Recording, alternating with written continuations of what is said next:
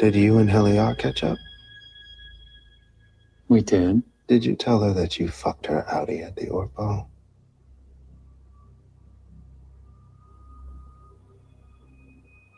Helena Egan, leader in waiting of this company.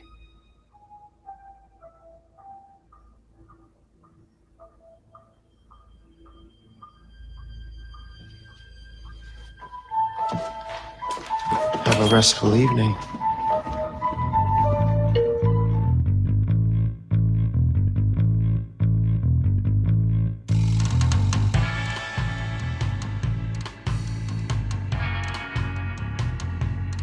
Hello, welcome back to the Prestige TV podcast feed. I'm Joanna Robinson from The Void. That's Rob Mahoney from Home. And Rob, where do you think your affection index is these days with our listeners? You can't ask me to self-evaluate. Look, I would. You know what? I was going to ask for those scores. I don't want those scores. Don't tell us, please, what our affection index scores are. No, absolutely not. I would say based on the number of emails we got in response to you sharing your nightmare about your recurring nightmare about not being able to drop a class. Yes. We got so many people saying, yes, Rob speaks for the people. He is a man of the people. I would say you're in the 80s this week. That's what I think. I have never felt more seen in my entire life. So shout out to everyone who is also failing exams in their dreams or not knowing their exams in their dreams. I just feel very connected to the outside world in a way that, as I am currently recording in my closet, I don't often. We're here to talk to you about Severance, Season 2, Episode 5, Trojan's Horse. Just a wonderful Rickanism. Exactly. Before we do that, we should mention, in case you haven't noticed, there's a lot of White Lotus content coming in this feed. So on Sunday night, Bill and Mallory and I will be doing an instant sort of reaction vibey pod. And then a few days later, Rob and I are doing what is known at The Ringer as the pre-cap, but we don't really fully understand exactly what that means. But what it means is that we will be reading your emails, covering theories, diving deep into White Lotus. We'll have 2 White Lotus episodes per week, and then our usual Severance coverage. And then before all is said and done, we will be heading back to the pit. We must. That is what is happening in the Prestige feed. And if you are a Yellow Jackets fan and you're like, where is the Yellow Jackets coverage? That's over on House of R. Mallory and I are doing that on House of R. So that is what is happening all around the various feeds. Prestige TV at Spotify.com is how you can reach us for any of the shows. So if you've got White Lotus thoughts or feelings, we have not come up with a fun and quirky White Lotus email yet. So Prestige TV at Spotify.com, pineapplebobbing@gmail.com to let Rob know what his affection index score is. Please don't. Thank you so much. This week's episode, Trojan's Horse, was directed by Sam Donovan, written by Megan Ritchie, and I just got a few responses that I want to cover to last week's episode, Boys Hollow, that we got from people. A lot of people wrote in about our question about the creepy doppelgangers that we saw out in the wilderness. And what a lot of people pointed out, since we usually watch on screeners, we don't get a previously on, and we don't get sort of the post-credit in conversation thing that they do. In the previously on last week, they made sure to show the animatronics in the sort of like creepy Kier museum that exists in Lumen. And so a lot of people said they thought maybe they were animatronics. Yeah. That seems like a lot of effort to haul those animatronics out for the ORTBO just for creepy vibes. But just for the Hall of Presidents out in the wilderness, it's unnecessary. How big do you think that ORTBO team was? Because we've got Milchick and Miss Wong, but like Miss Wong's not dragging those animatronics out into the middle of the snow, right? We've got a whole SWAT team. Nor is she pitching a tent.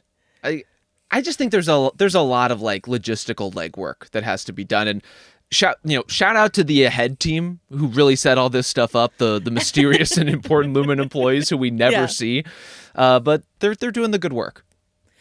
I think to that end, we got a lot of emails before this week's episode asking us if we thought the ORTBO took place in some sort of holodeck, some sort of virtual space. I think this week's episode does the work to try to underline that that's not the case in the conversation that Mark has with Devon about not just the sort of like permission slip aspect of you can take my Annie somewhere fun and mysterious and exciting, but also the comment about him being wet. Right. You know what I mean? It's just sort of like something physically happened to him that they had to explain to him. Yes. when he was awoken from it. I also assume, like, I wasn't quite sure what to read into Mark having a cough in this episode, if that's supposed to be because he got wet on the ORTBO and it was cold and therefore now has a cold, or is it a side effect of the reintegration? But he's clearly feeling something. He's got a little head cold. Yeah, I would say a dip in the icy waters might do that to you, perhaps. Also, those just terrible looking post-op smoothies might do it to you. I don't know what's going on in there, but I don't want any part of it. Yeah, that goes to something I wanted to talk about next. But before we wrap up on last week's feedback, I want to say that a bunch of people wrote in about anagrams, which I love an anagram in a mystery box show.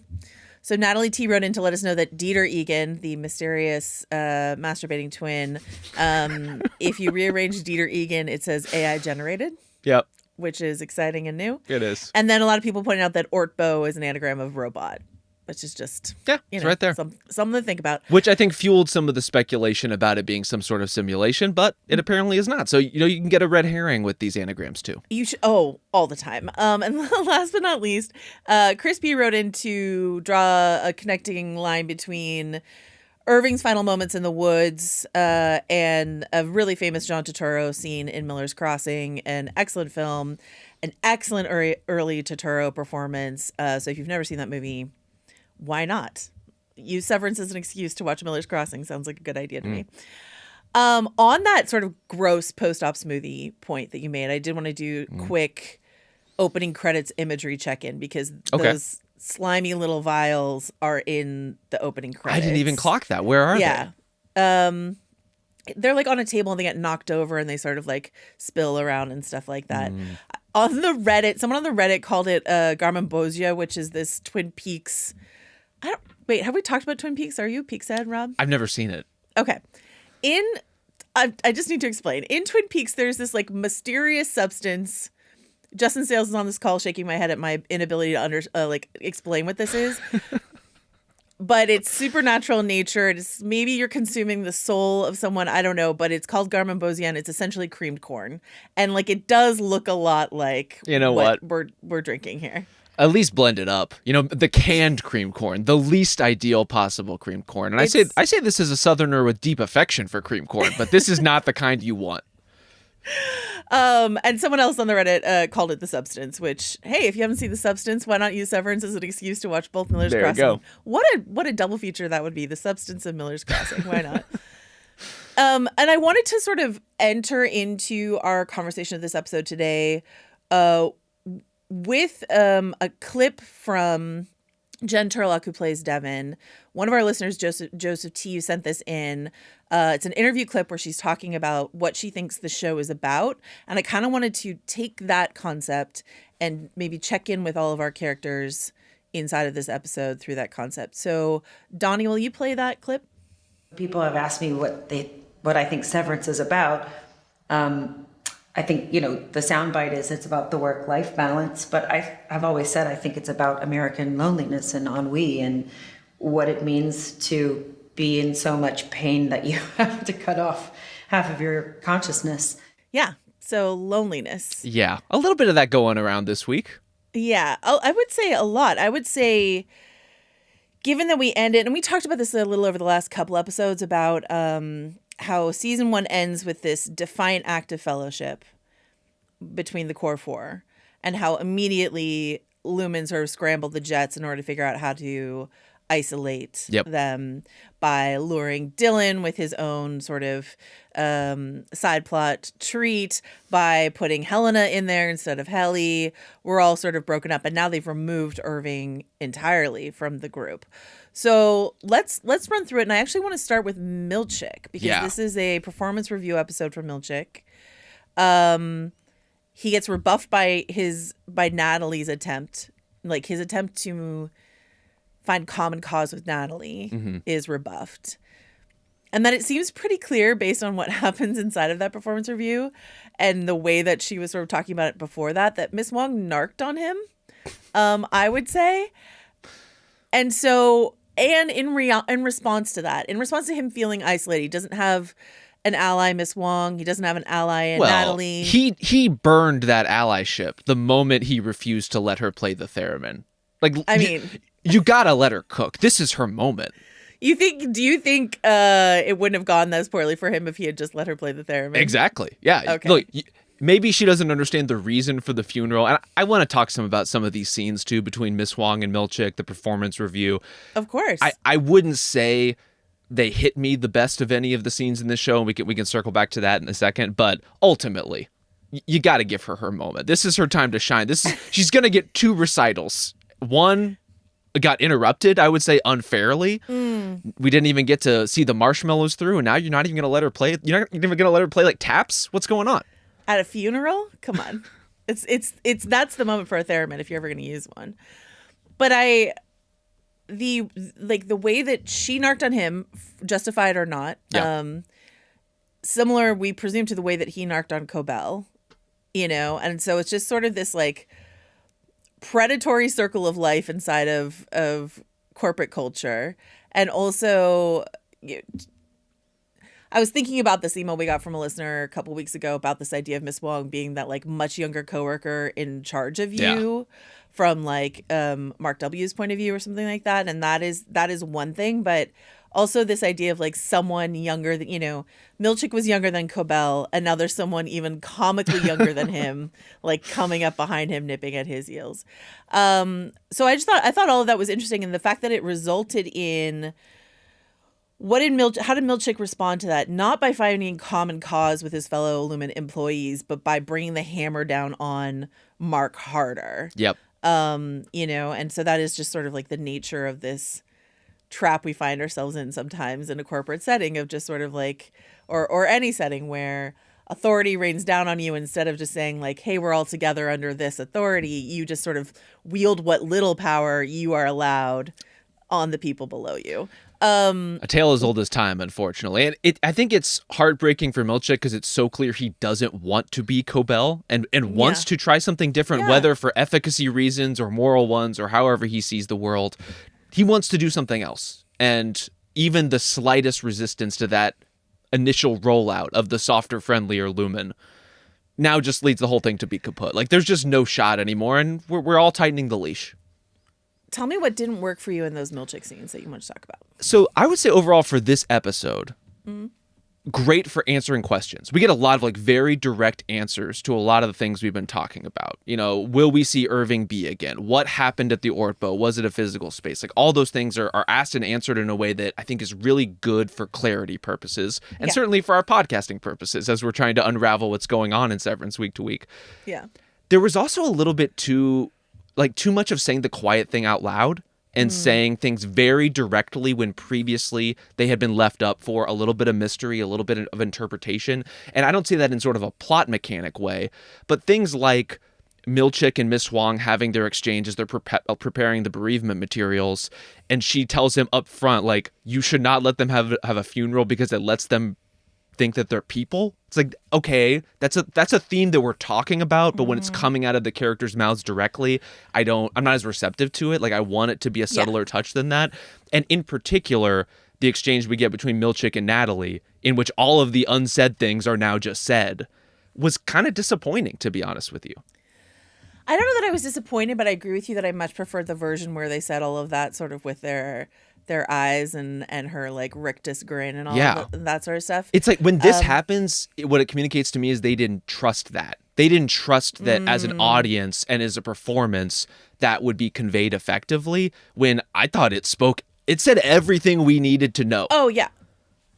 No, I mean, I agree with you. I want to watch that space. I think I just want to watch to see if we're progressing towards something, if we're progressing towards a moment for Natalie where she changes her mind about which side she decides to sit with. Dylan is like these sort of the best, I think, way to exemplify the way in which they're all alone inside of this episode is the scene when all three of them go into Milchick's office and they're all demanding different information. And Dylan is single-minded. He doesn't give 3 dry fucks about anything else, right? He's like single-minded about what happened to Irving. Is he dead? Then I demand a funeral, And so he is like, he's not part, he has been lured away from the agenda of the group all season because of, you know, his relationship with his wife, if you prefer. It's complicated. It's complicated. There's love geometry happening all over this show. But now he's isolated inside of this, like, I have to make something up to Irving. I failed him and I have something to make up to him. So that's where Dylan sits. The whole dynamic across MDR with Irving's funeral is fascinating to me, because on the one end, yes, you get Dylan given the eulogy, speaking from his heart, which, as Milchick points out, not something that happens very often for Dylan in this office. Helly is still so shaken up by her circumstances and everything that's happened, but clearly mournful in her way in losing Irving and losing someone she cared about, and even someone who attempted to kill a version of her, or at least like kind of smoke out the reality of who she was, hiding in her own skin. And then there's like everything that's going on with Mark in this episode. And of all the things that he is showing, and there's a lot, and I'm fascinated by it, and I love peeling it back, and there are layers within layers and with layers within layers of what's happening with both Mark and Mark S right now. Him being so cold and cavalier about Irving dying is the part that I'm trying to understand the most right now. Like, I can get behind and find my way to some sort of motivation for most of the things that Mark is doing in this episode, but the way he's just like bolting out the door at first instance from the funeral, I don't know what to make of that just yet. Yeah, so Adam Scott talked about this a little bit on the official podcast.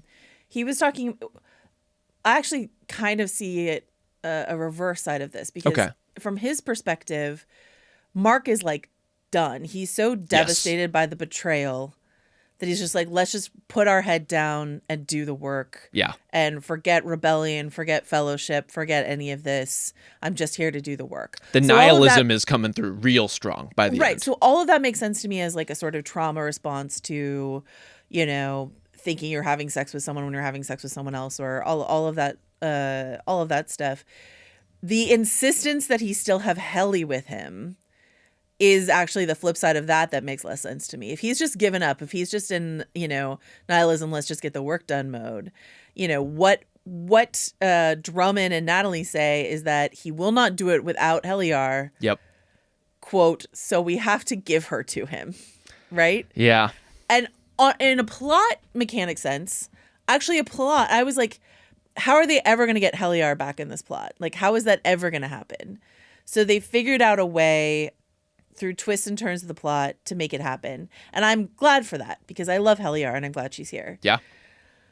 But to your point, I think with the nihilistic state we find Mark in this episode, and also what feels like to me an incursion of the Audi Mark attitude. Yeah. Bullshit Gazette is such an Audi Mark thing to say to Milchick in the elevator. It's not, and so I think some viewers were confused. They were like, is that actually Audi Mark in the elevator? I don't think it is. No, I don't think so. But we're reintegrating. So things are sort of seeping through, you know? And so I think along with the memories, there's like this snarky attitude that Audi Mark had that any Mark never had, but it's like we're all coming together. It's sort of how I was reading it inside of this, you know? And coming, as we said, from a very fair place. Like his whole world has been shaken up. And I think what he tells Helly in terms of having to confront the idea that everything they have been working for has been sabotaged. That they thought they were so smart with their cute little plans, but they are three little people, four now three, within a giant machine. And everything that they've accomplished has been something they were allowed to accomplish. And that's a hard thing to reckon with for anybody. Right. And where it, I think, leaves Mark is, we have this conception of Mark as, okay, there is Mark S and Mark Scout. There are these two guys, two versions of the same person. Yeah. Throughout this episode, I think we basically get four Marks, because you have classic sad boy Mark Audi, who is presenting to the world, his sister included, as a certain kind of thing, and then also going through this process of reintegration with Ragabi. That's a whole separate life now he is carving out, even within his Audi life. Mm-hmm. And then inside, you have some version of company man Mark S still there, like diligently putting the numbers into the buckets. Yeah. Who doesn't want to take the funeral too seriously and just wants to kind of move on because he doesn't know what else to do. And then you also have, I don't know, like nihilist Mark, comrade Mark, whatever version is kind of like staring himself in the mirror, trying to get his shit together. And by the end of the episode, all of these versions have kind of started to bleed together. I love that you. So I really did want to bring up in terms of this isolation loneliness theme that I am insisting we put on every single person. Outie Mark lying to Devon about what he's doing when Devon was like, that was his community. Yes. Was his sister. And now he's lying to her about this. And sure, Ragabi's living in his basement, but they don't seem like they are the most chummiest of housemates. And so Yeah, how are you Mark feeling about the developing like roommate sitcom between Mark and Ragabi? I don't know. He's just got to get that dryer fixed. I got to say, if I moved into someone's basement and I was promised a washer dryer, Yep. and there was no dryer, Furious. irate. What are you gonna do? Hang dry in a 1-bedroom apartment? Come on. In the winter? Absolutely No. Okay, so that's Outie Mark, and then Innie Mark, inside of this hell, like he insists on having Helly there. Yes. This actually breaks my heart. It's so human. He insists on having her there. He wants her there. He wants to know she's alive. He wants to see her. Yeah. But he's not allowing himself closeness with her inside of this episode. And to your point, this is where I bring up Lost. In the scene in the bathroom when he's looking in the mirror, this is a very late season Lost thing. There's a whole season with a motif of characters looking in the mirror and having this moment of sort of like, where am I? What am I doing? Yeah. I can't explain it very well without spoiling anything, but just know. So the fact that he's looking in the mirror, but then when she comes in to talk to him, it's a torturous camera angle to get her reflection. So there's two Hellys there as he's talking to her. And like, obviously it's like, obviously the fractured natures of these people. But like when he says to her in that bathroom encounter, I don't really know you, and she's like, yeah, you do. But like, what an not just the betrayal of someone was there undercover, but she's upset that he couldn't tell the difference. And he's upset that he couldn't tell the difference.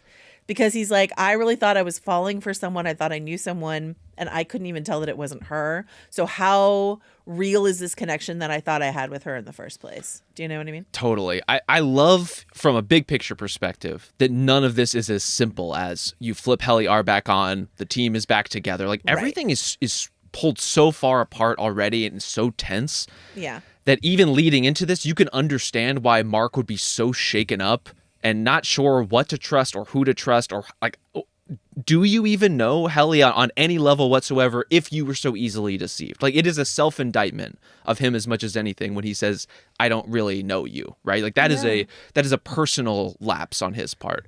And I love from Helena's perspective that from Helly's perspective, that Helena using Helly's body is not just a deceitful act to trick Mark and worse to him, to deceive the rest of the MDR team, to sort of infiltrate and sabotage whatever they had going on, but it's also like very harmful to Helly herself. And it's a violation. The absolute violation of someone else using your body. And as you said, the double whammy of the people in your life not being able to understand who you are underneath, which is, I'm sure, something that all of us would hope that the people in our lives could do. But realistically, who is anticipating body swap shenanigans? Maybe the people in the world of Severance should be a little more open to the idea than we are. But it's a harder thing to pull out. Like, is this person having a weird day, or are they another consciousness in the body of the person I care about? It's a heady question. Oh, are you the chilly, evil corporate version of yourself, or are you today? Who's to say? You are. But Britt Lauer bringing the absolute most to both versions of Helly and Helena. And I think getting to spend time with Helly for the first time in a while. Yeah. I mean, you see the physical transformation. You see yeah. the completely different vocal delivery, which I would say is like a higher register overall. And also more tentative and a little bit more wavering, even relative to Helena, who God knows has her own share of anxieties to deal with and is, to be fair, isolated in her own way in this episode. But just an awesome performance. Helena's next on my list. Her sitting opposite Drummond and Natalie, and her asking, is my dad okay with this? Yeah. Father approved it. What was your read on not just that line, but Drummond saying Father encouraged it? Yeah, Father encouraged it. On the one hand, like, I think that could be sort of a mocking tone of her asking, did Father approve this? Like, yes, your father did. Could be kind of a more general term of authority that people use for James Egan, calling him father, especially within the company. I've also seen people throwing out, like, does this suggest that Drummond himself is part of the Egan family? We did get an email about that, like that is he an Egan bastard or something like that, which is a very Thronesy way to think about it. I think it was more him mocking her. That's was how it my felt. read on it. Yeah. But yeah, that is definitely a question people are asking. And the mocking, I think, facilitates that scene, which really hammers home the point that this is not what Helena herself wants to do. Well, what I think is interesting to learn about the power dynamic is like we assumed that he was like her muscle, her hench. And then it's like, no, he has authority above her. Yeah. You know, where is her power inside of this company? In her name, I think, and that's about it. And she's being controlled and manipulated, not unlike the way that everyone on MDR is.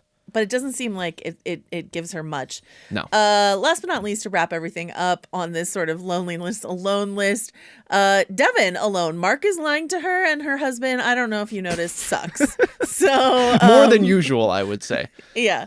It was interesting listening on the official podcast this week.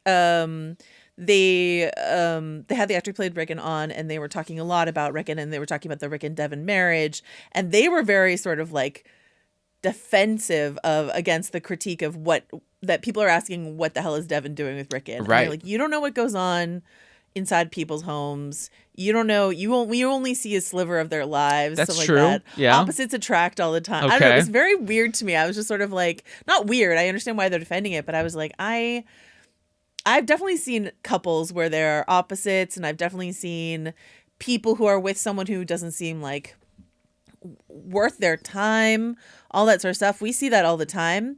But I think that would tell us something about, like, what did Devon need that Rickon can provide? Yeah. That's interesting to me. You know, because their idea was like he awakened some sort of like creativity or bohemianness in her. And I'm like, no. But it's, you know, it's like when you think about, I don't know, some of the relationships on Succession, you know, there's just sort of like, you see people together and you're like, why? But also I see how hurt and broken you are and how you're grasping for anything that will sort of fulfill that for you. Yeah. But Devon, we don't know enough about Devon to know anything about that. So No, and I think what would be necessary to sell a characterization like that is some little beat off to the side. And it's not a big plot point, but as you're saying, Yeah. if his value or even just what she's reaching for is some sort of artistic side of herself or fulfillment in terms of her creativity, like we just don't have any evidence to suggest that based on their interactions on screen. And I like Rickon scenes personally, but they are incredibly broad. It's the broadest characterization on the show by far. Yeah. But also, I thought the most interesting thing they said on the official podcast about him is that he is such an essential part of the storytelling because he is so important for us understanding what the outside world is like.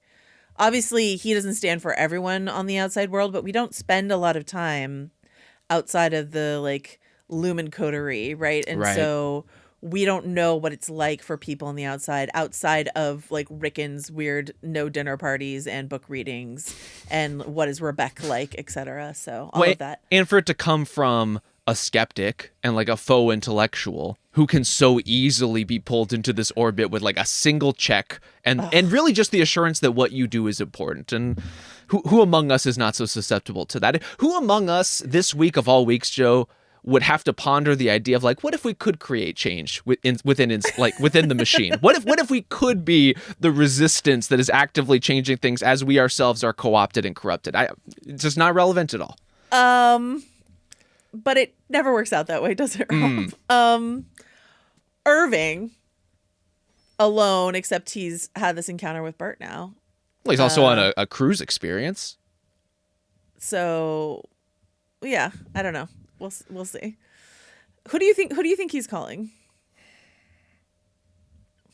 I feel like from the Roger Ebert economy of characters, it's got to be Cobell. Okay, Cobell is a theory.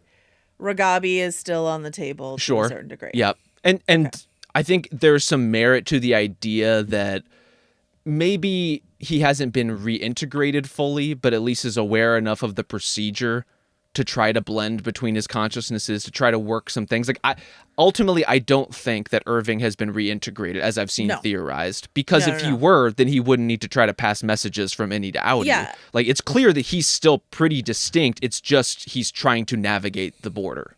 What we learn inside of the bereavement process is that he has, I think it's 12 quarters, right? And so he has been severed for 3 years, but he's been a Lumen employee for 9 years. Yep. So there's 6 years, and we've talked about this before. There's 6 years that Irving was there, that he wasn't severed. We know that he's got this trunk full of sort of information on other severed people. So yeah, he it seems like he severed himself voluntarily in order to try to infiltrate MDR or that sort of stuff, experiment with the sleep deprivation thing. Because, he does know some things about the procedure and maybe how to try to get around it to try to get to that elevator down that hallway if he can. He's not trying to burn notes into his retinas. You know, he's a little further along in the progress, in the process. He knows a bit more. Let me ask you this, Joe, while we're on the Irving beat. The watermelon visage of Irving is horrifying. It did give me like Night King vibes for some reason, but obviously juicier. Like, there's something about the way he's carved into that fruit that reads as the Night King to me. A real juicy Night King situation. That's the last thing you want your Night King to be. But do you yourself have a fruit of choice that, you know, when you do pass on from this mortal coil, how would you like to be carved and into what fruit? Rob, thank you so much for asking me. I think I'm going to be like wildly predictable, and I got to stick with the pineapple. I think it has to be a pineapple. It's a great one. I think it would make a great canvas for carving in terms of like the shadows and texture you could get using the, you know, the outer skin and the inner flesh. All of this sounds terrible. I like that. Rob, what kind of fruit would you like your visage carved upon? Do you think if you put when we here at Spotify Core memorialize you? Do you think if you put like a hair straightener to the strands, to the greenery at the top of the pineapple, could you get it to curve down as hair? Is that a thing that is within the power of the pineapple to do? I don't think it's a hair straightener. I think what you have to do is you have to sever the stem, take the individual sort of things off, and then like reattach them. Okay. In a hair-like setting. Sounds wonderful. I think it would turn out beautifully. I think you're on the right track where it's got to be something hardy, clearly something big enough to make a head out of. And I want to reclaim a fruit that I feel like just gets a lot of flack for no reason, and that's my beloved honeydew. So shout out to the honeydew, which I think would make for a great carving fruit, and I think would display my head particularly well. I actually do think a honeydew suits your head Thank very you. well. It's a disgusting fruit, but well, I think I understand. I take back the thank you then. The Wreck of the Edmund Fitzgerald by Gordon Lightfoot, which is we must talk about tune that the dentist is whistling at the opening of this episode. I want to take you on a journey that I went through with this particular tune. Please. I heard the whistling. I was like, I know that fucking song, but I was I can't remember if I was watching the screeners with captions or not, or I can't remember, but I was just sort of like, how am I going to figure out what this is? Yeah. I was like, I know it. I can't Shazam this. There's no lyrics for me to Google, but I know this tune. God damn it. And then I was watching it again with a friend of mine, and she was like, is that the Wreck of the Edmund Fitzgerald? And I was like, what? You just what a pull. And then we were watching the second time with the captions on, and it says in the caption, continues to whistle the Wreck of the Edmund Fitzgerald. And I was like, oh, the answer was there all along. I really thought I was going to have to do some major detective work on this. The Wreck of the Edmund Fitzgerald by Gordon Lightfoot. Yeah. There is something to the Gordon Lightfoot element. There's a lot of things around the edges of Severance that are like vaguely Canadian happening, and I don't know what to make of that other than the fact that they shoot some of the show in New York, and it might be as simple as that for geographic purposes sometimes, but I'm just going to say I am flagging that it's a Canadian artist. A sad shipwreck, and there's a line in this part that he's whistling about Lake Superior, quote, never gives up her dead. Yeah. We got a couple emails about this. This one from Mikhail S. says, Could Mark's quest to the underworld for Gemma / Miss Casey be as doomed as Orpheus? Is Lumen the Lake Superior here too determined to maintain its grip on the dead it has swallowed for anyone to ever really get them back? A depressing thought, much like the song, but it does seem like a pointed musical choice. I mean, obviously it could not be a more pointed musical choice than picking this. Weird podcast moment on the official pod, and I think this is the last official pod reference I have to make today. Adam Scott, before they sort of got into it, he always says we're gonna dive into this episode. He loves a deep dive. He loves that. Who I doesn't? don't know if it's like, a nod to Jason and Mal or whatever, but he loves the phrase a deep dive, but he really emphasized it this week in a really odd way to my ears. Can you recreate what he did? The quote is, we're gonna dive into the episode. We're going deep. I don't know. It was just like, honestly, I should have clipped it for you to listen to. It was the internet, because he says something similar. Some other podcasts. Okay. Now that I explained it to you, it really does sound like I'm grasping at straws. But or it sounds like he really is a big binge head. It's one of the two. I just felt like maybe he was like coding something about. There's a lot of water-based imagery inside of Lumen. Anyway. What do you think? I love that this dentist... is the straw that you grasped at. But this is why you're you. This is why you're the best, Joe. No stone unturned. No intonation uninterrogated. I don't know that I'm the best, but Lumen dentist, what do you make of a Lumen dentist going down the elevator with some tools? I mean, no fucking clue. Dentist seems like a generous interpretation of what's going on there, but some kind of surgeon, it seems. Were those not dental tools? I think they were tools to fiddle with something. Is it something in a brain? Is it something in a mouth? Is it something in the human body? Otherwise, we're going to have to consult the doctors on the pit for that. To me, I think the takeaway for me was less who is this guy and what is his medical profession, although I am interested in that, and more O&D clearly has a wide array of fabricating responsibilities beyond the goofy paintings and the pictograms, and we've only begun to scratch the surface of everything that department is responsible for. There was it like hand sanitizer, like large bottles of hand sanitizer? Is that what like green gel of some kind? Some kind of sanitizing gel. But yeah, there's a lot going on there, and a lot going on there that is quite mysterious as well.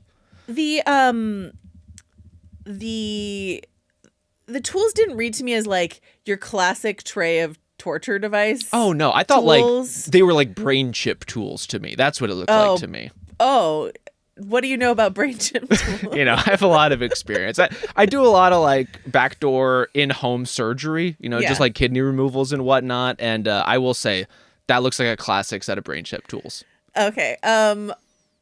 Pineapplepopping@gmail.com if you are Noah Wiley's Dr. Robbie and you have other ideas of what those tools might do. Please. What he was wearing something that was slightly giving dentist to me, this sort of like white short sleeved uniform-esque situation. Yeah. Also, dentist, because of Marathon Man, why not make it a triple feature? Miller's Crossing, The Substance, and Marathon Man. Because of Marathon Man, dentists and torture always sort of like go hand in hand for me. I was detecting some dentist trauma in you making this very quick association. I mean, my dentist told me I have great dental hygiene, so I like going to the dentist. You may not be. I'm still skeptical of your brain chip meddling expertise, but we do know that you have NBA expertise. Oh, okay. So we have a question for you from our listener Rami. He says, Ben Stiller, famously a diehard basketball fan. There's absolutely no way the quote "No Malice Palace" sign is not a reference to Malice at the Palace, where the NBA players quote fought back and were then severely punished. Can you explain this reference to me and also our listeners? Yeah, look, I think the reason Malice Palace works in both cases is because it rhymes. But the Malice at the Palace in NBA terms, for the uninitiated, was an event in 2004 at a game between the Pistons and the Pacers. Ron Artest, a somewhat volatile player for the Pacers, was laying on the scorer's table as the refs were like adjudicating some bullshit that had happened on the court. And a fan threw a beverage of some kind, I think it was a beer, and it hit him on the table. Like the fans grew restless. He threw it. It hit him. Ron Artest, now, actually, I was going to say now Meta World Peace, but he's gone through 50 different name changes since then. My all due respect to Meta. jumped up off the table, stormed into the stands, started punching this guy. Teammates started coming in after him, also just punching and grabbing random fans, and all out like melee happened on the court. Oh my God. Jermaine O'Neal, another player for the Pacers, wound up so far it looked like he might end a man's life, but mercifully slipped on the court and pulled back just slightly enough that no serious contact was made, at least not enough to end that guy's life. Long story short, lots of players got suspended. It was like a black eye on the NBA for a very long time. The commissioner of the league threw the book at these players, understandably so, for jumping into the stands and beating on paying customers. But also no one really came out of it looking great. You know, it's not a good situation for literally anyone involved. Don't throw beverages or food items at professional athletes. If you're a professional athlete, maybe don't punch people who throw things at you. All right. So on the one hand, just fun because it rhymes. Yep. But also maybe just sort of an encapsulation of a failed uprising, an ill-advised uprising. Uprising seems strong and generous for what happened at the Malice at the Palace. And look, I have time to explore that particular event from all angles, but I do not think it was an uprising. Okay, great. Let's talk about Irving. Everybody's talking about it. Everybody's talking about Irving. So we've already talked about the funeral. We've already talked about the phone call. Let's talk about, just in case folks did not do a complete rewatch of season 1. I had a lot of people ask me this. They're like, who do you think is going to be playing Fields? The good news is who's Bert's husband. Yeah. We've been invited to dinner. We've been asked to bring an expensive bottle of red wine. We're going to meet Fields. We already know who's playing Fields, and we're so lucky. It's John Noble. Oh, come on. Who a lot of people know from Fringe, or a lot of people know from Lord of the Rings. He plays Denethor, the Steward of Gondor. So, is he going to mash a cherry tomato in one of these scenes? That's Are really we serving all we cherry tomatoes at dinner. How could you not do it? I don't know if they have the restraint to avoid that, but yeah, cherry tomatoes could be on the menu. I'm really excited for this. I'm thrilled. We're gonna go. We're going into the Bert Fields home for dinner. Oh yeah, and hopefully serenaded by Pippin. You know, or is that Mary? God, I always get Mary and Pippin confused. No, it's Pippin. It's okay. Pippin. It's Billy Boyd himself. Yeah. If you were told to bring an expensive bottle of red wine. Yeah. To a dinner, Rob. Yes. How expensive is that bottle of wine? Depends on who asks you. Okay. I think What if I ask you? I say, Rob, come to dinner, bring an expensive bottle of red wine. See, you would never do that. I wouldn't. This is the catch. I feel like if someone tells you to bring an expensive bottle of wine, it's either one, a joke, or two, the thing you need to take very, very seriously. Yeah. So in this case, it reads more as a bit of a wink. And so I think you can get away with just like a nice enough bottle. Oh God, I thought he was like really serious. You thought he was deathly serious about this? Yeah, I did. So what would Christopher you? Walken says everything with a little twinkle. Yes. So. Under these circumstances, look. Also, mysteries need to be unraveled. You're trying to at least get something from this person, whether it's personal, whether it's business. Like I think we're all trying to figure that out for Irving, but everybody's talking about it. So why not splurge a little bit? Yeah. And relative to a Lumen salary, I think he could spring for a $40 bottle of wine. Okay.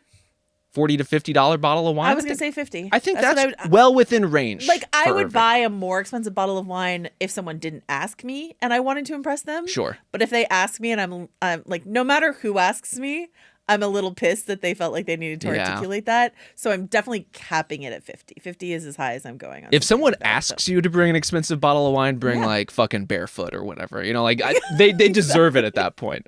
Exactly. All right. You talked a bit about the Dylan's eulogy, but I did want to like point out one line that caught my eye. Dylan used the phrase "suck my own fuck." Yeah. Okay. And I would like to play a clip for you now, please, Rob. I already know what it is. You can go suck a fuck. Oh, please tell me, Elizabeth, how exactly does one suck a fuck? How does one suck a fuck? I literally said this scenes. into my living room as soon as it came out of Same. Dylan's mouth. Like, how can you, if you are as millennial coded as at least I am, you classify yourself as millennial, I do. Joe? Yeah. how can you not reach for this place immediately? Here's the deal, Rob. That's not true of every millennial, and I just want to say this. Yesterday, I had the privilege of recording with Bill Simmons and Mallory Rubin, and Bill was like, Joanna and Rob, our most unlikely podcasting duo on the network. Wow. And I was like, why? And his explanation was only complimentary to you about how he thought you were, when they hired you, he thought you were just a basketball guy, and he didn't know you had this sort of like pop culture side to you. But I was just like, there are references that you and like, not that we're alone in the world and having Donnie Darko references, but I was just like, I knew immediately that you would know that is a Donnie Darko reference. It simply has to be. It has to be. And also the funny thing about Bill saying that is he's the person who paired us together in the first place. And so he saw some weird alchemy somewhere that suggested that we should do this together. That's why he's the podfather. Okay, here's a wild theory that's running around, burning up Reddit. Ragabi, basement dweller that she is wearing these earrings that the camera sort of focuses on a bit. Okay. And they are the exact same earrings that Helena Egan wore when we met her at the end of season 1 Wow. at the sort of gala situation.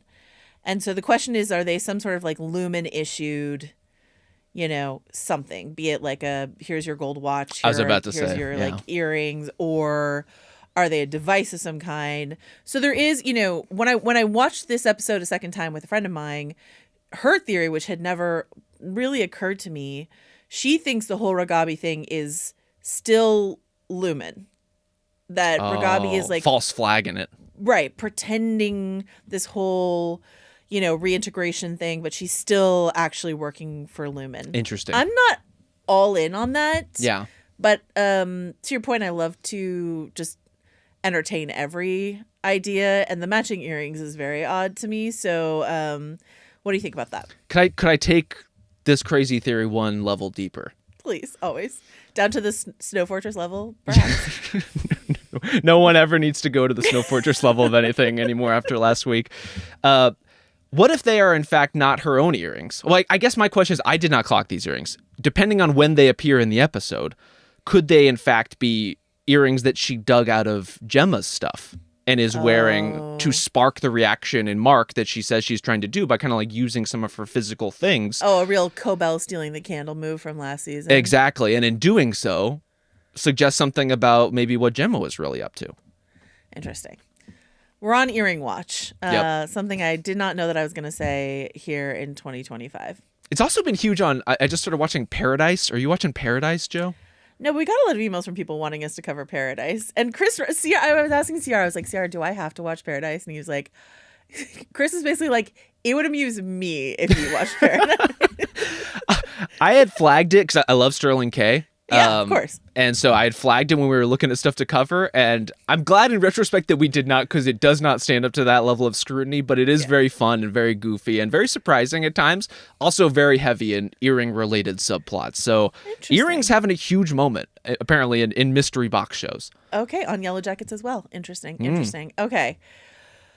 We got a bunch of emails about inspirations for Keir Egan of various sort of like figures in our American industry culture that I thought it was worth talking about. Brady wrote in to talk about W.K. Kellogg. We actually got several emails about the founder of Kellogg over the weeks of this podcast. Everything I know about W.K. Kellogg, I learned from the film The Road to Wellville, starring Anthony Hopkins as the aforementioned W.K. Kellogg. One of the more perturbing films I've ever seen in my life, because it's about sort of early wellness culture in America when we knew nothing and were doing absolutely banana stuff in the name of wellness. We still are, but I was about to say we haven't really come that long away, really. Wait till you see White Lotus season 3. But this is what Brady wrote. He was like, W.K. Kellogg, of course, invented cornflakes to curb sexual desire, ran his own sanitarium where patients would dance on the rooftops, and led a hugely successful campaign to normalize circumcision in the U.S. Talk about Severance. Michigan is pretty home good. to Henry Ford as well, another influence on the fictional Keir, no doubt. Indeed, when the painting of Keir overlooking lakes on a cliffside is shown, the land below resembles a mitten. I know the show is set in a made-up state, but where the setting pulls its real-life influence seems intentional. So we've got Henry Ford. Yep. W.K. Kellogg. Yep. And then Fiona wrote in to talk about Joseph Smith and Mormonism. Of course. I mean, that one is also right there. The main point that she was making, the one that really hit for me, is the idea of taming tempers in a cave in the woods. Yeah. This lore that we learn. And Joseph Smith and the idea of Joseph Smith finding golden plates in the woods and using these special peepstone glasses in order to read it and stuff like that. And the way that the Joseph Smith mythology changed to sort of suit the needs of the Mormon church. As does this like Keir Egan story. Organized Yes, Rob. religions would never do such a thing. They would You're never subtly alter their texts over time through convenient like lapses in translation perhaps or anything related Right. to modernization to make them more palatable. They would never do such a thing. And you're right. And you know that as well as I think brain chip devices when you see one. Yep. Okay. I've just got a couple of other sort of pineapple and Greek mythology based things to get to, but I wanted to ask, like, what other scenes do you want to talk about or character stuff do you want to talk about in this episode? I would like to take us back to Milchick's first debrief with the MDR team as he is explaining, as we mentioned, the answers to their very specific and individual questions. But also, I think putting such a nice and soft spin on this idea of Helena Egan infiltrating Helly's body to be a part of the team, and in the most benevolent way possible, which we know is always Swedish. Yes. The Glockschuppen. Yeah. Just a Which is marvelous not introduction. how you pronounce that, by the way. How do you actually pronounce it? Do we know?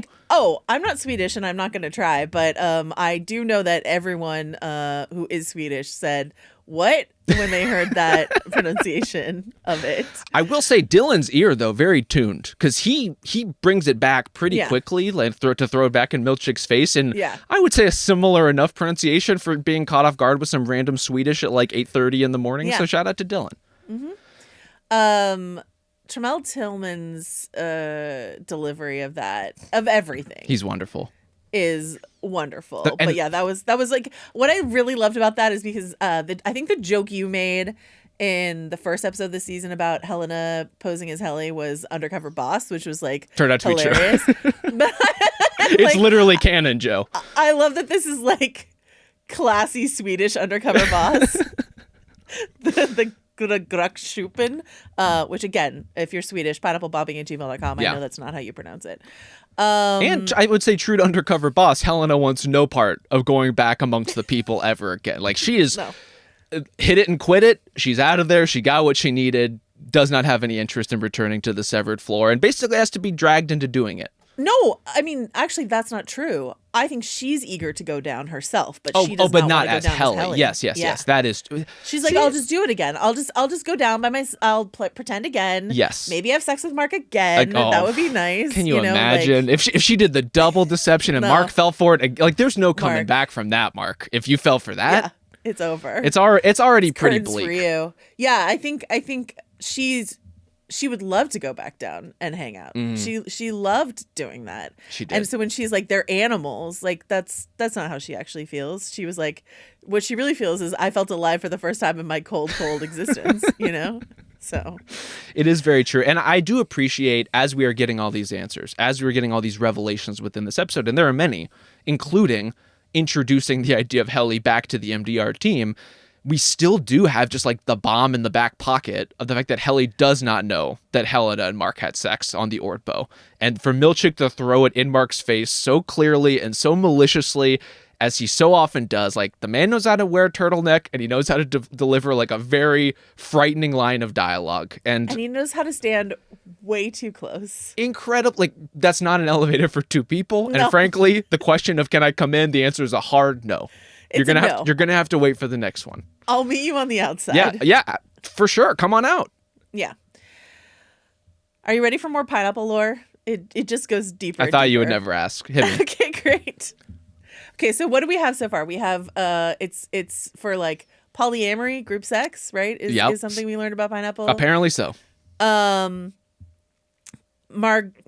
sent something from the Smithsonian Library and Archives about titled "The Prickly Meanings of the Pineapple." Very good. During the 18th century, the pineapple was established as a symbol of hospitality, with its prickly, tufted shape incorporated in gateposts, door entryways, and finials, and in silverware and ceramics. The motif continues prevalent in Christmas decorations in Williamsburg today. But with pride of place on the lavish dining tables of the enslavers of North America, the pineapple continues its association with slavery. George Washington, who first encountered the pineapple at the plantations of Barbados, had them imported from the West Indies, a port in the triangular trade of enslaved Africans. So, luxury, Christmas, slavery. I mean, that's the Severance mood board as far as I can tell. That's the trifecta, baby. That's really the whole thing right there. And there's also, I would say, the sort of vague gesture away from office life towards something exotic and tropical, right? Like every allusion we get, to Irving's Audi going on a cruise, to the music that's playing after the funeral, to the existence of these fruits and like the way that they are sort of held over people's heads as something to covet and want. Like it is very like longing out of your cubicle for the vacation that you can never have. And this is the closest that they can get to it. And it is very, very sad, Joe. Do you think that they think the outside is just like sort of this tropical paradise when in fact it's the bleak midwinter always outside of Lumen? They would be so disappointed to find out what the real world is actually like, including the Midwest winter, which is no joke. I also love that when Mark talks about the fact that he got all wet falling, like that they told him that they had a ropes course, it seems like on their ORTBO. Well, it which like plays better than a near drowning. It does. It's not outside the realm of what they set up. There were tents, marshmallows. I could see day 2 being a ropes course. But I guess they didn't mention. Also, we hauled animatronic versions of you out into the wilderness to point you towards a cave. The other thing about the animatronics that people did point out was that the animatronic, and we say this theoretically, we assume it's an animatronic at this point, Helly, has a bit of like an askew head situation, like evocative of when she tried to hang herself. So if that is true, look, fucked up work by O&D or whoever came up with the animatronics. Like that's just nasty business and uncalled for. But also, I think it speaks to not everyone knowing and maybe where the circle of trust is as far as Helena's infiltration. Like clearly Milchick knew, some people in the control room knew, but this felt like Drummond, obviously. But this felt like a pretty tight circle of people who understood that that was Helena on the severed floor. Real Haunting of Hill House vibe with a broke neck lady, but I think also I like that as sort of like an illusion because she's awkwardly sort of like bent over in a way that the other ones aren't. Yeah. But I don't know that like that necessarily means that O&D, who of course made it because they, as we found out this week, make literally everything. I don't know that we're meant to then infer that they know everything that happened. Last but not least, Tim wrote in about on the Greek mythology front. Tim wrote in about the sort of maze-like quality of the hallways, reminding him of the story of like the Minotaur in Greek mythology.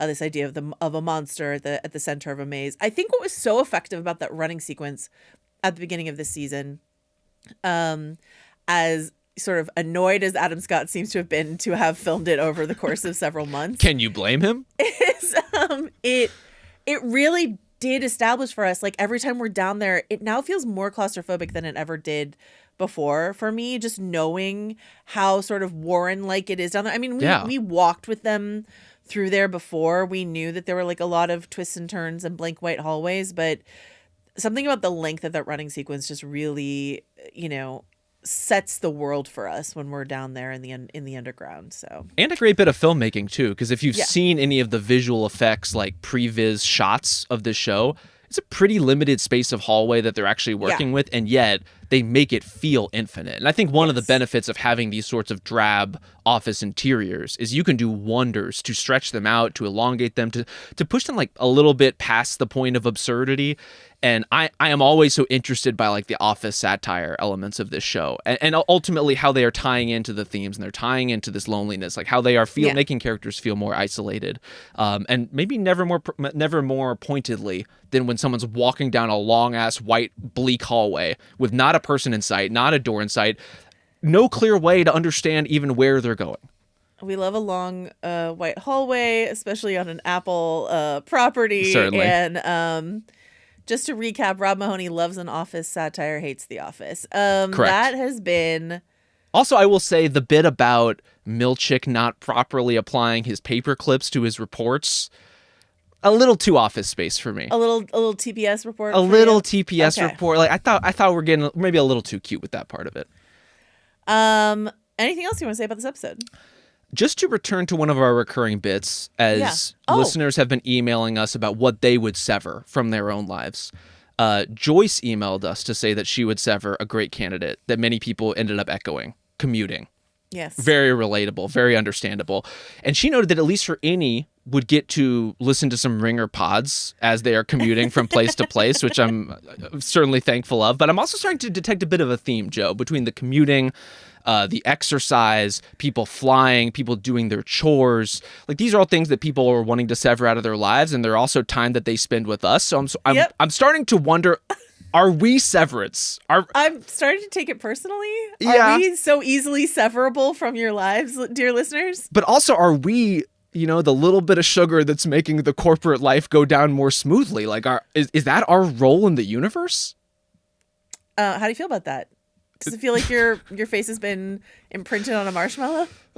I wish I was at that level of authority where I would be, but no, I am but the marshmallow. I am but the one being imprinted on and fed to the masses to make them get through their little ORTBO experience. All right, well, this has been another marshmallow episode from us, your lures to get through your corporate day.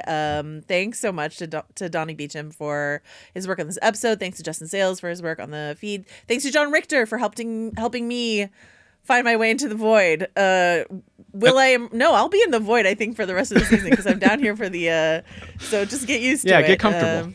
And we'll see you next time. Bye.